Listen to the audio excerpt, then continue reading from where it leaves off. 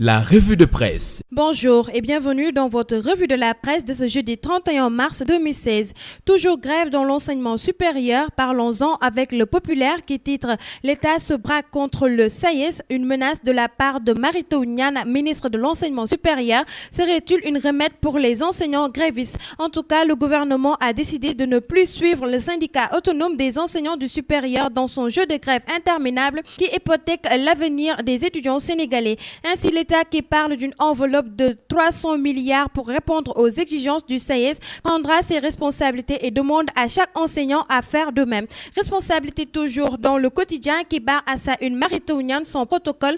Rappelons-nous de ce protocole d'accord conclu le 21 mars 2011 qui tournait autour de la réforme des titres des enseignants du supérieur, de la loi relative au fonctionnement des universités, de la prise en charge médicale des enseignants, de la revalorisation des pensions de retraités des enseignants du supérieur. Eh bien, le journal confirme que ces revendications sont satisfaites et que les enseignants doivent rejoindre les amphis. On reste toujours dans l'éducation avec l'enquête qui parle toujours des perturbations dans l'enseignement supérieur sous ces mots. Mary Teuw Niane aiguise le sabre. Le ministre de l'Enseignement supérieur et de la Recherche n'a pas caché hier son amertume à l'égard des enseignants, décidé à porter plainte contre l'État après plusieurs jours de négociations sur le point de revendication. Brandissant des menaces, Mary Teuw Niane a ainsi rappelé aux universitaires leurs devoirs. Politique avec l'Observateur qui fait un entretien avec le dernier ministre de l'Intérieur du régime de Wade. Ainsi, le journal titre à sa une « Monsieur Ousmane Ngom sort la matraque ». L'ancien ministre de l'Intérieur nous parle des dossiers judiciaires, du terrorisme et du référendum. D'après lui, les Sénégalais ne parlent jamais de tout ce qu'il a fait de positif pour le pays depuis plus d'un quart de siècle. Il confirme avec le président Abdou Diouf qui faisait son éloge et disait qu'il était son meilleur ministre de la Santé, les passeports biométriques et le nouveau fichier électoral qui ont hissé le Sénégal au rang de démocratie majeure qui en est l'un des artisans essentiels. Le ministre n'en reste pas là et parle du faible taux de participation au référendum du 20 mars dernier. D'après lui, épiloguer sur le taux de participation, c'est discuter du sexe des anges car si on doit juger la base populaire ou la légitimité d'un scrutin à partir du nombre de citoyens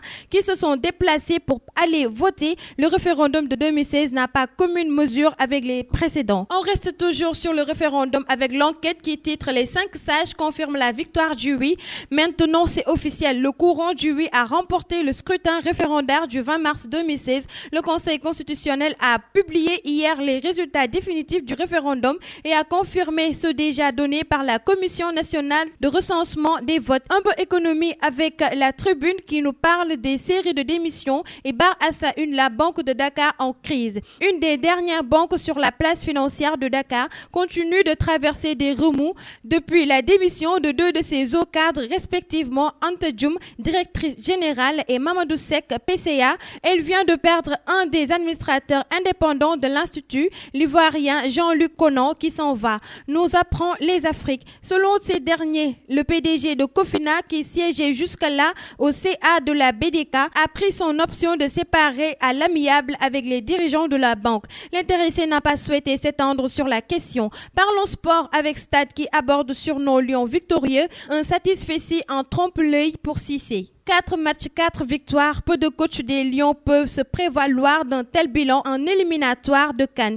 Aliou Cissé a, lui, réussi cette promesse à la tête de l'équipe nationale dans la course pour Gabon 2017. 2 journées à disputer. Les Lions sont quasiment certains de prendre part à la CAN 2017. Tribune Sport nous parle de la lutte avec Papa Sow qui s'éloigne d'Ama. Ce combat tant plébiscité par les amateurs de lutte est sur le point d'être ajourné ou s'il aurait lieu, ce ne serait pas avec la structure Aziz Productions qui aura à l'organiser. Qu'en face demande 50 millions comme avance pour lutter contre Ama Baldé, Aziz pose sur la table que 40 millions. Ce quiproquo qui persiste risque d'ajourner ce combat. Quelle sera la décision de l'écurie de Fass? On verra bien. Bonne lecture.